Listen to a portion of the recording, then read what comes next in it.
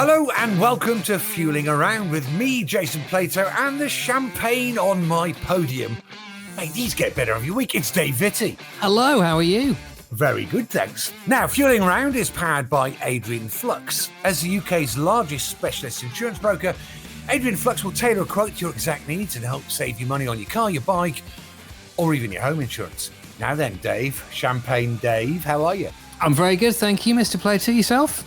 Do you know what? Not bad. I didn't have a particularly good weekend at Brands Hatch. Looked in the bag of talent, and funny enough, it had a hole in the bottom. Well, I tell you what, I think you're being a little bit harsh on yourself, but I have to say that myself and Des, who I work with, we had a thoroughly nice day. Thank you very much, courtesy of BTC Hospitality, and we had a really nice day in the paddock. And we enjoyed ourselves, even if you didn't. Well, do you know what? I did enjoy myself, but not as much as my teammate, the one and only Josh Cook, who had two fantastic wins. So for all of us, for the team, for BTC, for Adrian Flux, it was a fantastic day.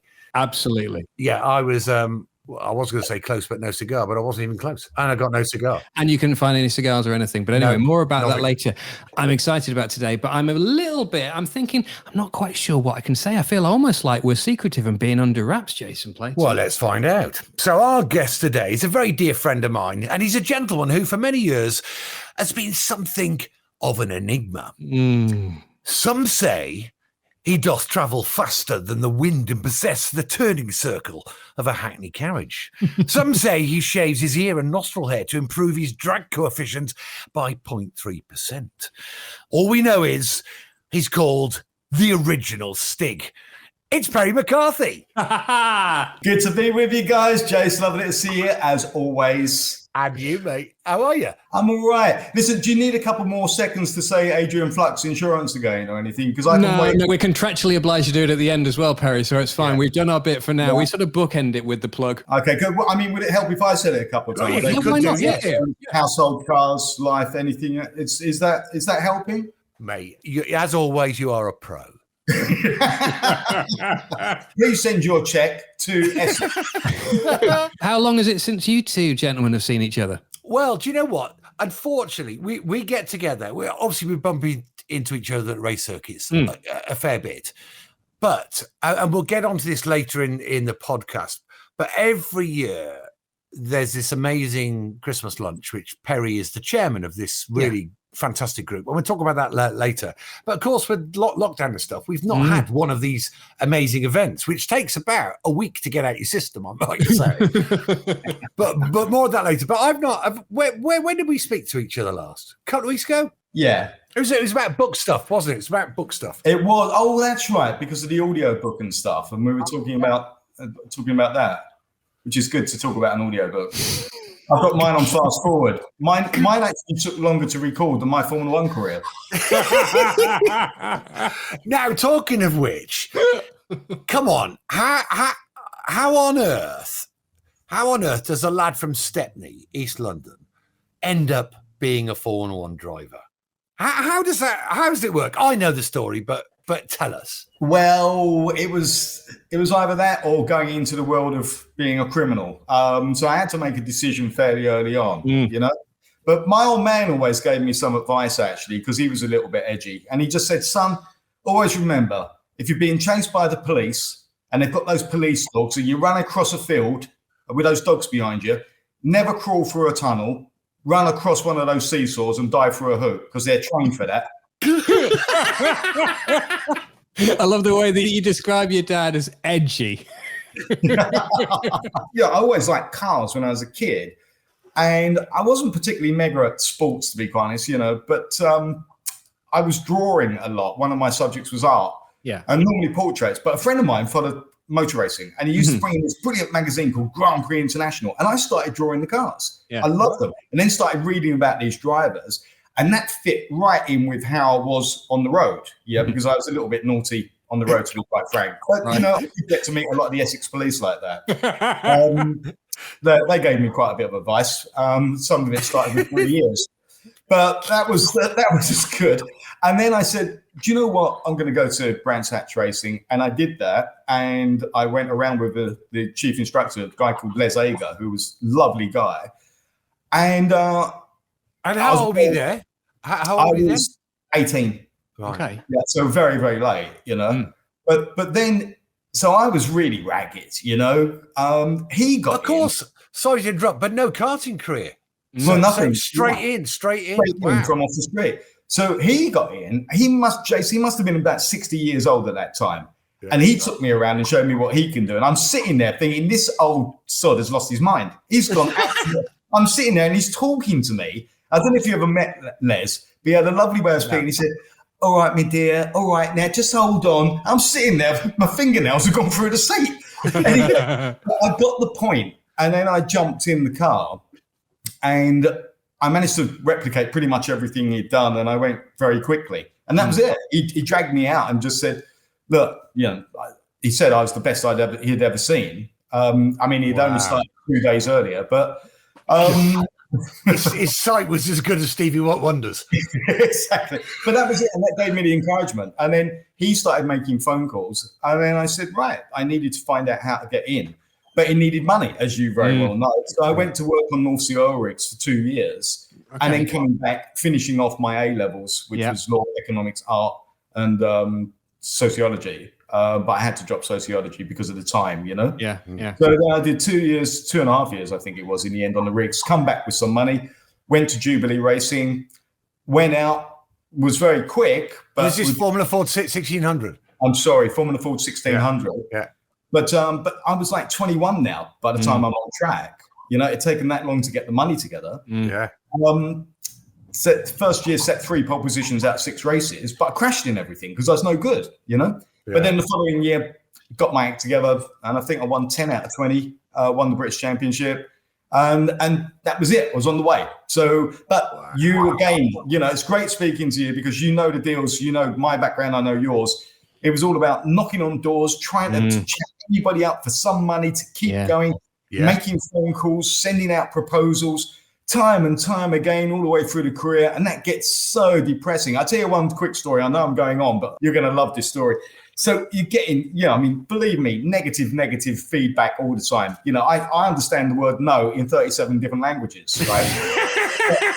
But there's one minute where you're getting into somebody and you think, oh, we're on the way. And one day, Barclays Bank International agreed to see me. And I've sat down with their directors and I'm pitching them F3 next year because I've just won the championship immediately, pretty much. And I'm on the way and they're really interested. And anyway, about a week later, there's an envelope come through the post, franked, at the top on the envelope, Barclays Bank International. So I've gone, oh. So I've opened the envelope. It's gone, dear Perry, thanks so much for popping in. Very interesting. Wishing you luck. But unfortunately, on this occasion, we won't be able to help. So you go, okay, well, I knew it was a big ask, but I'm an optimist. And you think anyway. So more phone calls, more walking around, months passed, etc. All of a sudden, another envelope comes through the door. Barclays Bank International. This is great. I've gone, hello. So I'm desperate. I've got no money, absolutely desperate. I've torn the envelope open, I've ripped the paper out, and I've read it. It's got, dear Perry. I've gone, encouraging start. It said, you may recall that the last time you come in looking for sponsorship, sadly, we were of the opinion back then that we would be unable to help. However, heart's going, here we go, F1, here I come. However, we've looked at it again, and I'm sorry to tell you, we still can't help. No, you never got that letter. I swear on my life, I got that letter. And I've looked at this, and I've gone, are you having a laugh? What are they sitting around going, bit bored today? What should we do? You know that bloke who's coming. Let's wind him up. Let's kick him again. Unbelievable. That is like, I can look back and laugh at it now, but when you're a youngster with all the dreams and ambition and you've just been working so hard, you hang on for any compliment. You hang on for any chance, any gap, anything. And there's a lot of people out there these days that don't realize that. But that's what it means to you. Yeah. And the number one thing I think with any creative career, anything where you're setting your sights high, the only way you can survive is actually if you can survive disappointment time and time again. Yeah. I'll tell you what, Perry, I've got a bit of a theory on this, that all successful people that I know, whether they be engineers or business people or all the rest of it, all those which make it, i.e. achieve what they set out to do, they're not normal people. I honestly believe they're all quite highly on the spectrum, because the constant no's and hitting your head on a brick wall, there's just too much of it. And I think a not so, complicated person with extreme focus just would get to the point, God, you know what, it's too hard, this.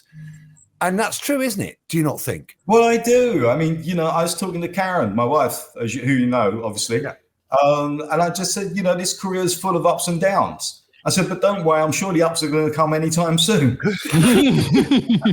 But the other thing as well about this, Perry, is the fact that not only is it an incredible story, and the fact that you were into it so late, and the fact that you had the perseverance and the self-belief to actually stick with it, but also, I suppose, the risk involved was massive, because it wasn't like, you were obviously needing the funds in order to progress your career and your development, but that in itself was a very risky investment, was it not? I mean, with huge potential chance of failure. I think one of the greatest benefits of not being that bright about life when you're younger is you don't see it as that kind of risk, because you don't evaluate it. You don't think, I'm going to end up at 30 with nothing and in debt and no career. It's a question of complete and absolute belief. And, this may come across wrong to the listeners. I hope it doesn't. But the thing that got me through is that I was completely convinced from day one. I was an F1 driver. Yeah, there was to it. And you're right to be convinced. Yeah. Well, it could have gone better, obviously, Jason. But slightly. So Perry, talk to us about how the Top Gear thing happened, because obviously for many people, that's how you're best known sort of in your recent career. How on earth does that come about? Obviously from a motorsport background, but what was the introduction? Well, it's, because of the ups and downs of my career, and, all the stories were, pretty well known. A lot of the boys used to say, Pell, you've got to write a book, so I did. Flat Out, Flat Broke, normally $9.99, published by Haynes, available in a bookshop near you. And I have to say, and I'm not just burning smoke up your proverbial, it's a very, very, very brilliant book. It's so funny. It's proper tears down your face. Oh, thanks, Jason. It's going really well. We sold another copy just last month. Anyway, it was at and Jason was actually there. It was at my book launch in July, wasn't it, 2002? And we had this great big party. We had a fantastic party at the Audi dealership opposite the Ritz. That's it, yeah. Yeah. Do you remember? You were there. Yeah, I do. You were on the video, yeah? And it was there that Jeremy Clarkson was there, and also Andy. Yeah, a lot of friends come out. From Andy TV, Willman, yeah. And F1 and everything to be there with me and our dear Jason. And it was there that Jeremy said, hey, listen, Top Gear had been off air for quite a long time by then. So Jeremy said, hey, we're going to be bringing Top Gear back, and we've got this idea for you to be a secret, mysterious racing driver. And as you know, first Stig was all in black. He said, and you'll be dressed in a black boots, black overalls, black gloves, a black crash helmet, a black visor, and we're going to call you the Gimp. No, is that right? That was the original name. Yeah, I said, no, you're not. And they were really serious. And I said, look, I've been in motor racing for 20 years by then. I said, I know everything comes out. That's it. So finally they agreed it. And we agreed on being called the Stig. The funny thing is I remember discussing it, and they said, you've got to keep this secret. So I said, I understand. I will keep it secret. They said, you can't tell anybody. So I said, well, I'm going to have to tell the wife. And they said, no, you can't tell the wife. Is that right? Yeah. And I said, no, trust me, I'm going to be telling Karen. And they said, well, you can't tell Karen. I said, no, trust me, I'm going to. They said, why? I said, mate, you try sneaking out of the house 6 o'clock in the morning, dressed from head to foot in black leather. And saying, don't worry, darling, should be home by about midnight, but nothing's going on. He said, I see your point, you can tell Karen. I'll tell you what, sorry to interrupt. Honest to God, nobody knew. I didn't know. Nobody knew until it was revealed, actually. Now, how on earth did that happen? We didn't. How did you keep that secret? But I must say, an old mate of ours, because I've got bandy legs and I always folded my arms. Is that right? The first text message I got after the first show was from Mike Brewer, and it just said, right? Yeah, and it just said, "Morning, Stiggy." No way! But what made me laugh was that they've sat down, and we just never realised how big the show was going to be. Of course, and I think by the end of the year, Who is the Stig was inside the top 10 questions asked on the internet, not in the UK, on the internet. I think I was just behind, is there a God and am I pregnant?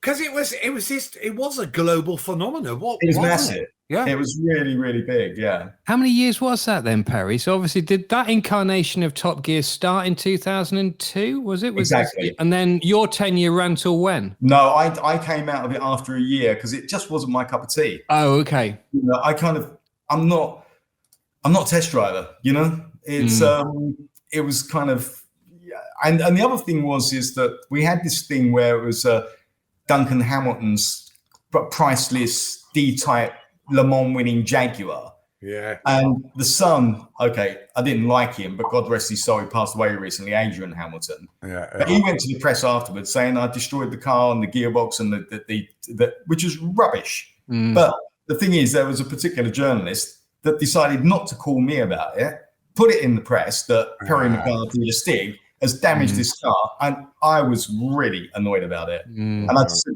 you know, I'm not really sure I want to stay around for all this. And plus the fact, Jason and I, commercial animals, I looked at an increase on the commercial deal. They didn't want to know. So that was it. And I was riding for everybody anyway, who were very generous. Yeah. And that was a wonderful relationship. So I was already testing, training, traveling. And I thought, do you know what? You know, this has been a great thing to have done. Yeah. To have kicked off this Stig thing. Yeah. Yes. Yes. And then it's come in handy commercially since then. Yeah. Yeah, I bet. So actually, as it turned out, from something which was a sort of opportune moment at the Ritz and whatever like that with Clarkson, ended up being a part of your career, which has been very beneficial. Without sounding preachy, and I'm probably saying this for not the benefit of just all the listeners, but there are going to be people who want to be racing drivers, youngsters who are coming in. And the whole thing is about spotting opportunity or creating opportunities. You know, nobody can come into this unless they've got a terribly wealthy family and think they are so great they can just drive. They've got to be at the center of making things happen to get that drive. You know, that's the deal. So anyway, Perry, I tell you what, all our guests on here, one of the things we're really interested about, you know, their love or their hatred or whatever it is about cars. Presumably when you were a kid, cars were a thing. Yeah, I mean, it's the aesthetics. You know, I love design. I always have done. I'm like that here at home with the furniture, and it's just that kind of, you know, we're all kind of good at something, and I like to believe I've got that eye. I mean, I'm very lucky that I've got a lot of woodland here, and I really enjoy cutting some of the trees back in the fields to have the lights coming across from the sky in a different way and all this kind of stuff. So I enjoy that kind of stuff, and cars meant that to me. There is the sheer joy, that performance, that speed, which was the thrill and the excitement, the challenge, but also the noise, you know. Years ago, you'd start saying, wow, wow, and that was the attraction to motor racing, a V8, a V10, a V12, you know, but of course and the now smell as well. Yeah, but now, of course, we've got Formula E. Yeah. Hey, so tell me the first car that, as a kid, you lusted after. What was it? Do you remember? Funny enough, I was probably influenced by my old man because it was always Jags. You know, the ones they used to use in the getaway movies. Yeah. I mean, he was the only one who took a pair of stockings with him to go pop down the shops. Over the head. Yeah. No, I guess I had a penchant, a real kind of. I really loved the Jags. They were quite grand, you know. Yeah. But as I got a little bit older, then I still stayed on the Jags. It was the E-Type that, from 18 onward, that I was then thinking E-Type, you know. So I think that was definitely, it's like Frank Sinatra, to be quite honest. It's like that was so drilled into me as a kid. Is when I hear Frank now, it's like, it's fantastic. I still, I love nearly all types of music, not so much rap, not so much country and western. And certainly not together. Yeah, exactly.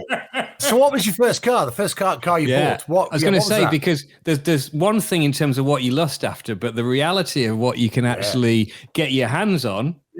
Of two very different things. So what was it? What was the first set of wheels? It was a nasty, mangy, 90-pound piece of crap, 1.1 Ford Escort. But hold on. You might upset Dave now. He's a big Ford lover. We talking a Mark II or Mark 1? Mark 1. Yeah. Okay. But you may be aware then that there was a particular problem with those cars that were painted in the color called Silver Fox. The problem is that the Silver Fox didn't stay on the car. So it used to fall off, and there were big areas where you could see the primer. And it was like the with alopecia, you know? And it's that, and once I'd done my special wheel nut extensions, plastic wheel nut extensions, and sprayed the wheels silver, it was a piece of garbage, you know? Right. But I was on the road, and starting to practice. One of the things that was actually quite nice for me, in a way, was that I actually remember that first ever time on a racing circuit. Mm-hmm. And it was just, we'll go to race circuits now, being in a really fast car, and the circuit always ends up being small because you're going to be using all of it, or you chew up the straights really fast. But for me, this kid that never even watched motor racing really that much, and I'm on this circuit, it was like a kind of massive experience. It was overwhelming. And that's imprinted in you now, imprinted in your head. It really is, because the funny thing is that I never lost that sense of awe when I approached a circuit for the 100,000th time or whatever, just thinking, God, no matter what happens, no matter what aggravation I'm going through in life, I'm a really lucky boy that this is still keeping me with those dreams to go forward and fighting against the very best. And sometimes beating them as well. So that was great. I must admit, I feel like that every time, even though I've been there, I don't know, a million times. When I drive through the gates at Silverstone, it's like, oh my God.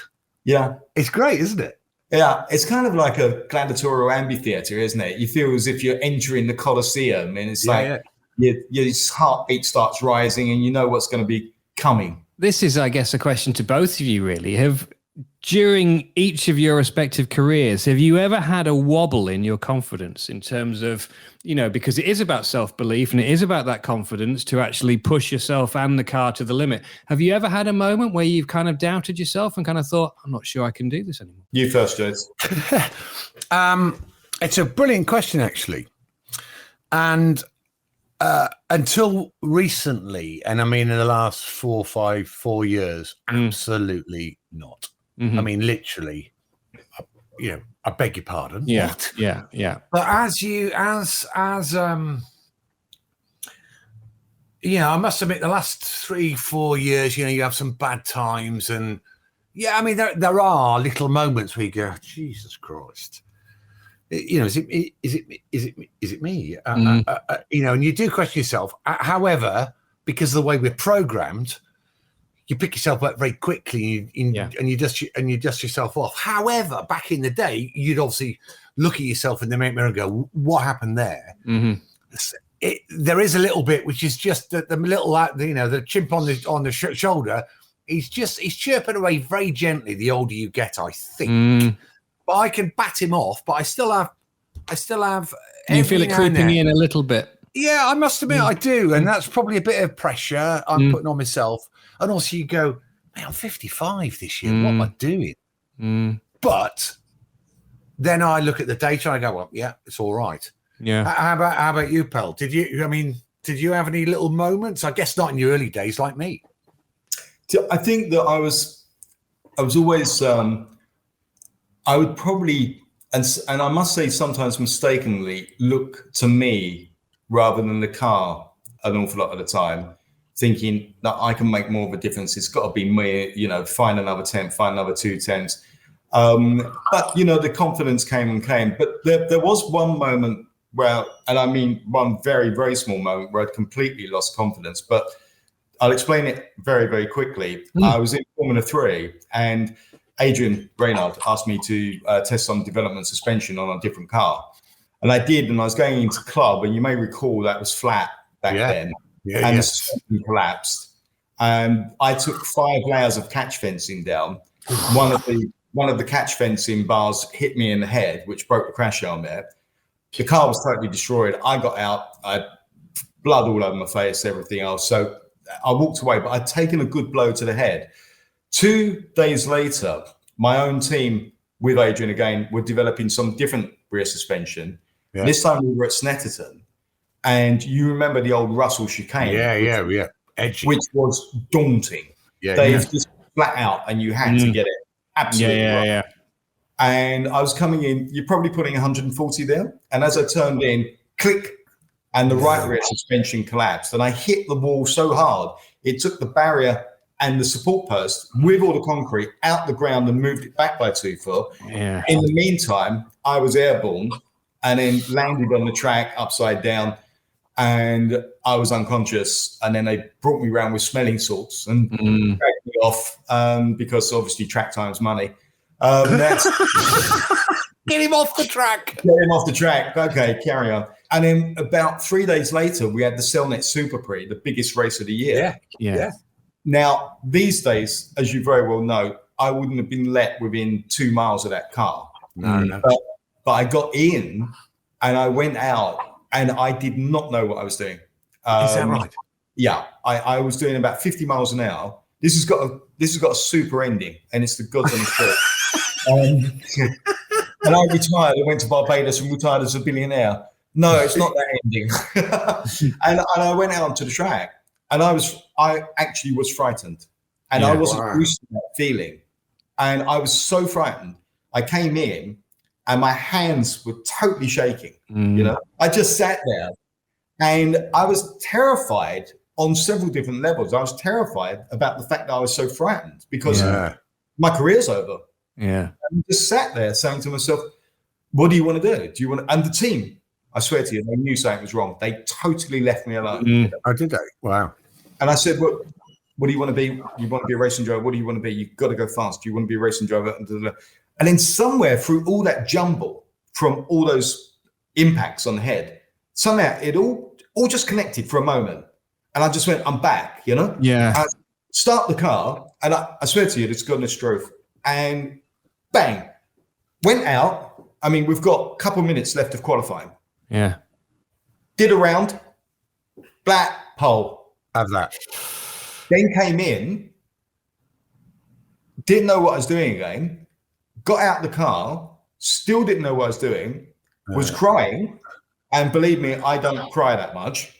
Unless it's a good Lassie film, you know. That was how messed up my head was. But that's concussion, isn't it? That's concussion. It'd come back for just that moment to just start the car, go. Yeah. I'd forgotten all about it. That was it. And then it all came back. Yeah. And then I went into the race the following day. I was a real mess, managed to come fourth. But these days, quite rightly so, though. Yeah, they would be allowed it. Yeah. That was the only time I'd ever been frightened, except for when I got in the Andrea Moda at Monaco, and then Spa. Spa was Spa's enough to scare anybody, though, isn't it? Well, that's got a big story, isn't it? The Spa one, where it was Moreno. Yeah. What wasn't it? Was it Moreno? They'd taken some bits off his car or something like that. Yeah, I was going into. I knew the car wasn't going to last long. So I tried to take Eau Rouge flat immediately. Yeah. I was confident I could do that. Yeah. But as I turned in, and you'll back me up on this, Jose, as I turned in, I felt it way too stiff on the steering wheel. Now, any other car, I probably would have kept my foot in thinking, I'll brave it out, you'll do it. But the alarm bells went off and I hit the brakes as hard as I could, but I'm already at the bottom of the hill now. Yeah. Wow. I'm trying to turn, and you can imagine this entire story happened inside 1.5 seconds. Yeah. You know? And it finally turned. Yeah, this is terribly dramatic, but it's true. It turned. I just missed the wall, you know. And I came up over the top, and then suddenly, because I'm now so much slower, I'm steering the car. So I thought, okay. So I went a bit faster. Can't steer the car. So I know what's wrong, or guessing what's wrong, steering rack. So I came into the pits and I pulled up and I said to them, guys, I think the steering rack's flexing, you know? And they said, oh, we know. I said, how do you know that? So they said, oh, we tested it on Roberto's car last week. So I said, so you took it off there and put it on my car for qualifying at Spa? Yeah. Well, who was it? Who were the other drivers, the UK guys, who basically said to you, Perry, please don't get in that car? Who was that? Was it Warwick, or might be Damon or someone? Yeah, a few of them were already saying it. But the funny thing is, as a journalist on that particular occasion, I was just about to get in the car. There was an F1 journalist called Tony Dodgins saying, Perry, don't get in the car. I've got a terrible feeling. And I said, Tony, I've got a bad feeling, but you can't let go. This is This is a chance. Can you imagine, Dave? Can you imagine being told that of a journo and then jumping in it? Can you imagine? I know, absolutely. But what this sort of interestingly sort of boils down to, it's where the fear of potentially getting hurt creeps into your head is presumably the source of the wobble. I mean, just to give you a very, very, very simplistic sort of example from my own thing. When I was a kid, I was born and brought up in Hong Kong. I was in the sunshine. I used to do somersaults and stuff off the diving board, right? And I used to do it all day long, age 6, 7, 8, whatever. I go frontwards, backwards or whatever, and I used to love it. And one day I got it wrong and I went smack on my back and it really hurt me and it winded myself. I never did it again. Because at that point, and what I should have done is got straight, bit like getting straight back on. And I never did, and it completely took my confidence away, and I could never do it again. And it was just that whole, and it's that fear of getting hurt which prevented me from doing it. I think that there's an old expression that says, and I totally understand what you're saying, Dave, you know, I really do. But the thing is that if it's your career and if you feel like that, you're finished in motor racing. Of course. That's what you do. And I think that this is, somebody once said that racing drivers need a limited imagination. Because I'm kind of outside the car, I'm quite careful, thinking, okay, what are these guys doing? What's happening here? What's happening there? To a very large degree, once you get in that car and close the visor, you've got to stop thinking about that. Yeah. Because if you're trying to second guess what can happen in the team, you'll tighten up. You won't be at your top. And you know, if I'm against Jason and if I'm tightening up, he's going to annihilate me, and vice versa. You know, there's no question about that. Because the margins are so slight. That's it. It's tiny bits. And, you know, you said maybe 45 minutes ago, I'll just drive 0.2 faster. That sounds easy. Sometimes it's absolutely impossible. And you think 0.2 of a second, surely that's easy to find. Surely I can find that on every corner. Sometimes it's just impossible. It's not available for you to go 0.2 faster or even 1/10. It's amazing, isn't it? But other times you then just tune in a bit more and it comes. It's funny, isn't it? Yeah. These are the things that do you know something? Actually, you know, when you're talking about the motivation and the desire, because you know, to overcome the bad things and try to get to the top, you know, you enjoy it. Obviously, you enjoy the competition, but for me personally, I rather feel that the entire essence of motor racing has been great because it has challenged me on every single level every day of the week, mentally and physically, to try to be in the sport or try to be better or try to beat my contemporaries or try to make the team better or try to make the car better. And I absolutely swear to you that, you know, after all this trying and all this focus and everything else, I don't know about you, Jason. I think I'm probably even wrong here. I think I'd be lucky to say I've ever done one very close to completely perfect lap. Absolutely, yeah. Maybe it's one. Well, yeah, I don't think ever. I don't think there is such a thing. No, we've probably done some corkers between us. yeah. But you know, a bit of pat on the back. Oh, that was a good one. Well, you left off a 10th there. No, I don't think I did. But that's the thing, isn't it? That's the thing, and it always.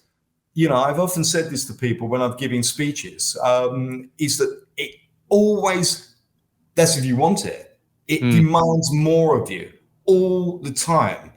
And I like that focus. You know, I really like that sense of achievement when you are, you know, walking down a pit lane, you've got the pole, or when you've won a race or something like that. It's really great. And that kind of justifies what you're about, because you can't win them all. So look, here's a question for you. Yeah. You've just won. You've just won a big race. You've sprayed some good champagne. You've kissed a really pretty girl. The fans are all over you. And you've got a choice of car. You've got a choice of music, and you can go wherever the hell you want. So it's kind of your fantasy drive. Your fantasy drive. So where are you? Where are you going to? What you're driving and what you're listening to?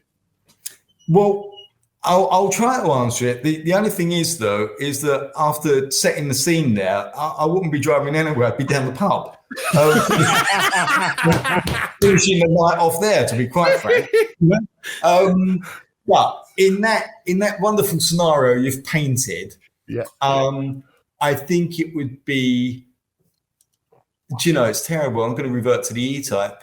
Yeah. No wrong with that. But one that's been modified a bit, that actually steers, you know. And it'd have to be, you know, nice weather and lovely country roads. So perhaps Greece, and then going down to a beautiful restaurant on the shore. And then reading your book. I think that would probably be it, Jason. Not a bit of Frank Sinatra instead of the order book? I'd have a bit of Frank Sinatra while I read your book. And yeah, that would be perfect, mate. I'm going to book a cheeky little table for 3 at that Taverna, Perry, and we will see you there for some souvlaki and whatever they drink as well in Greece. Oh, we can smash some plates. We can smash plates, can't we? We can smash anything we like, Jason. And on that note, I think you need to take us out. Well, that's it. Unfortunately for this week's Fuel and Ground, powered by Adrian Flux, as the UK's largest specialist insurance broker, Adrian Flux will tailor a quote to your exact needs and help save you money on your car, your bike, or even your home insurance. Dave, as always, big thanks, but a huge thanks to our very special guest this week, the one and only Mr. Perry McCarthy. Thanks, Dave. Jason, great to see you. Perry, lovely to have you on. Thank you very much indeed. Don't forget, you can get in touch with us on Twitter at Jason Plato or at David Vitti. And if you like what you've heard, feel free to give us a 5-star rating, press the subscribe button and share the podcast on all your socials. And again, thanks for listening, guys and girls. But do yourself a favour. Go and buy his book, Flat Out, Flat Broke. It's the funniest thing you'll ever read. See you next time.